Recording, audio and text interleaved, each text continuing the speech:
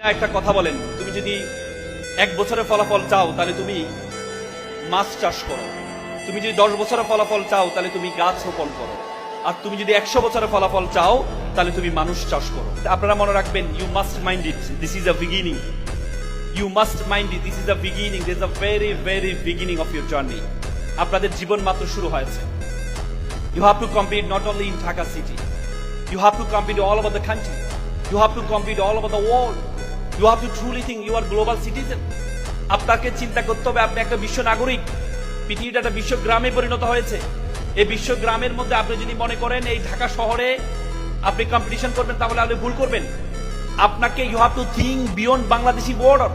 আপনাকে পৃথিবীর বাইরে চিন্তা করতে হবে। সে চিন্তা করার আগে প্রথমে নিজের সম্বন্ধে আপনাকে জানতে হবে। কবি ফরিদউদ্দিন উপমহাদেশের সেরা কবি বলেছেন, উনসু মাতলু পেজা হাত দারগাহা হাত তুরিগো বাজে গো খুদ নিশা। তো পৃথিবী যাকে খুঁজে বেড়াচ্ছে তুমি সেই ব্যক্তি, তুমি তোমাকে খুঁজে বের করো। আপনি যদি আপনাকে খুঁজে বের করতে না পারেন তাহলে আপনি কখনো বড় হতে পারবেন না। আপনারা শুধু নিজের মধ্যে দ্বন্দ্ব করেন, ডিপ্লোমা ইঞ্জিনিয়ার নাকি হচ্ছে বিএসসি ইঞ্জিনিয়ার, এটা নিয়ে আপনারা ঝামেলা করেন, চাকরি নিয়ে ঝামেলা করেন। আপনারা বলেন যে কে ইঞ্জিনিয়ার হবে, কার নাম ইঞ্জিনিয়ার হবে, কার নাম ইঞ্জিনিয়ার হবে না, এটা নিয়ে আপনারা কথা বলেন। কিন্তু আপনি যে জায়গায় আছেন সেই জায়গা থেকে আপনি অনেক ভালো জায়গায় যেতে পারেন। সেটার জন্য আপনার মন মানসিকতায় থাকতে হবে। দেখেন, সিংহকে বনের রাজা বলা হয় কেন জানেন?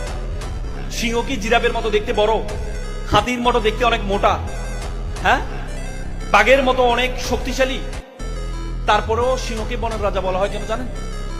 ভাবসাবের কারণে। তার ভাবসাব, সে মনে করে আমি রাজা, সে নিজেকে রাজা মনে করে, এই জন্য তাকে রাজা মনে করা হয়।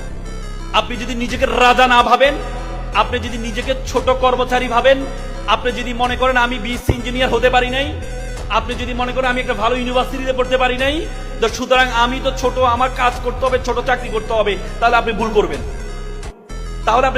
এই জন্য আপনার সম্বন্ধে আপনাকে জানতে হবে, আমি খুব অবাক হয়ে গিয়েছি।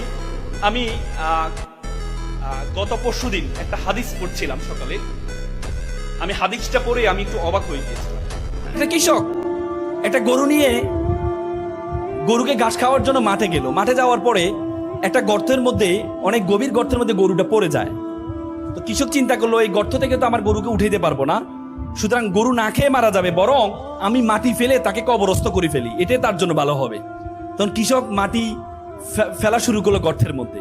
একটু মাটি ফেলে, তখন এই গরুটা একটু করে উঠে, আবার মাটি ফেলে একটু করে উঠে, পরে মাটি পেয়ে তার গায়ের উপর মাটি পরে মাটিটা সে নিচে ফেলে তার উপরে উঠে সে একবারে উপরে উঠে যায়। কৃষক তো অবাক হয়ে যায়, আমি তোমাকে মারার জন্য আমি মাটি ফেলেছি আর তুমি উঠে গেলে।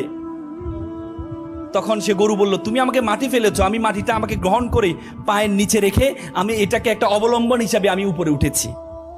সুতরাং তোমার মধ্যে সমস্যা থাকবেই, তোমার মধ্যে প্রবলেম থাকবেই। এই প্রবলেমকে পিছনে ফেলে তোমাকে সম্ভাবনাকে সামনে নিয়ে তোমাকে এগিয়ে যেতে হবে। তোমাদের নিজের গুরুত্ব বুঝতে হবে। আজকে যারা এখানে কম্পিটিশন অংশগ্রহণ করেছো, তোমরা মনে রাখবা, you must mind it, this is the beginning. You must mind this is the very very beginning of your journey. তোমাদের জীবন মাত্র শুরু হয়েছে। You have to compete not only in মালিবাদর town, you have to compete in Feni district, you have to compete all over the country, you have to compete all over the world, you have to truly think you are global citizen. পৃথিবীটা একটা বিশ্ব গ্রামে পরিণত হয়েছে। এই বিশ্ব গ্রামের মধ্যে তুমি যদি মনে করো মালি পাথর পরশুরামে তুমি কম্পিটিশন করবে, তাহলে তুমি ভুল করবা। You have to think beyond Bangladeshi border. তোমাকে বাংলাদেশের বর্ডারের বাইরে চিন্তা করতে হবে। সে চিন্তা করার আগে প্রথমে তুমি তোমার সম্বন্ধে জানতে হবে। উপমহাদেশের সেরা কবি ফরিদউদ্দিন বলেছে, উনসু মাতলু বেজা হাত দারগাহা হার তুরিগো বাজে গো খুদ নিশা। পৃথিবী যাকে খুঁজে বেড়াচ্ছে তুমি সেই ব্যক্তি, তুমি তোমাকে খুঁজে বের করো। সক্রেটিস বলেছে, নো দাই সেলফ, নিজেকে জানো। আল্লাহ কোরআনে বলেছেন, ওয়াফি আনফুসিকুম, তুমি তোমাকে জানো। তুমি যদি তোমাকে না জানো তাহলে তুমি মনে করবা তোমাকে আল্লাহ তাআলা অনর্থক সৃষ্টি করেছেন, কিন্তু আল্লাহ তাআলা তোমাকে অনর্থক সৃষ্টি করেননি।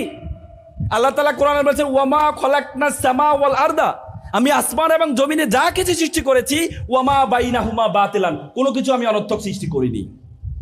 কোনো কিছু আমি অনর্থক সৃষ্টি করিনি। তোমাকে আমাকে আল্লাহ তাআলা অনর্থক সৃষ্টি করেনি। তুমি তোমার সম্বন্ধে জানতে হবে। তুমি কে? Who are you? Where want to go?